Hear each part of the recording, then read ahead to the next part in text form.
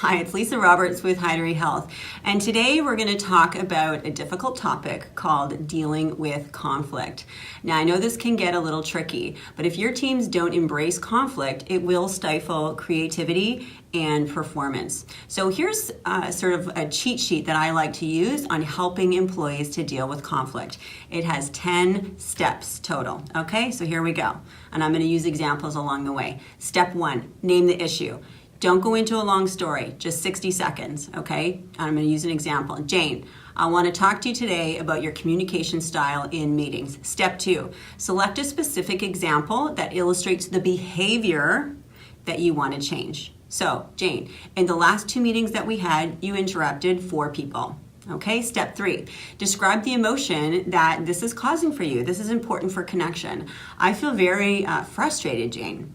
Step 4, clarify what is at stake. So, Jane, we talked about that we want our team to be high performing and we want to live by the rules and values that we put forward. And one of those is respecting each other and letting each other speak. And you're not abiding by that when you interrupt people. Okay, so step 5, identify your contribution. You know what, Jane, I should have brought this up a while ago. I don't know why I waited this long. Actually, I do. I don't like confrontation. So that's why, that's important for me to address it today.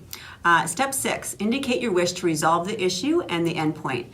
So Jane, you're an amazing, part of this team, and it's really important to me that we continue to be high performing and that you're a part of that. I really need you to stop interrupting people in meetings, okay? So step 7 is invite the employee to respond. Now this is where you shut up, be quiet, and let the other person speak because you don't know their perspective. You don't know what's going on with Jane and why she is interrupting. So get curious, don't be right. Find out her perspective, okay? So can you tell me more? Help me understand, why you've been interrupting in meetings. She could say, you know what, I haven't been sleeping very, she could come up with a myriad of different things. Maybe one thing she says is, well, in our one-on-ones, I don't feel like you're listening to me, and I feel like not heard, and so I feel like I always need to interrupt people. That could be a reason why.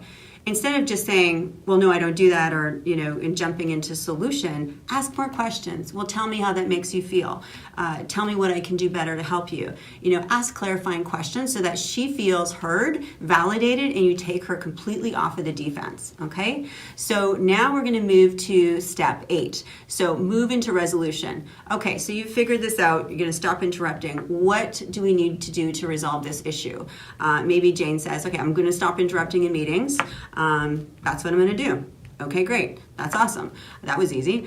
So now we're going to move into step 9. Have an agreement and hold accountable. Okay, so you've agreed to not interrupt in meetings. How do we make sure that happens? How do we make sure that we hold you accountable to that?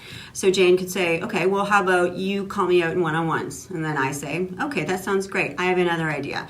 How about we go back to the team and you communicate that you are sorry that you've been interrupting people and here's why, and you want them to hold you accountable to this behavioral change. How do you feel about that? She may not feel totally comfortable with that, but I think it's important for peers to hold people accountable as well. And then the final step is just thank you. It's just, you know what, that was really hard and I appreciate you listening. I appreciate you taking my feedback. End it on a positive note. So those are my top 10 steps for dealing with conflict.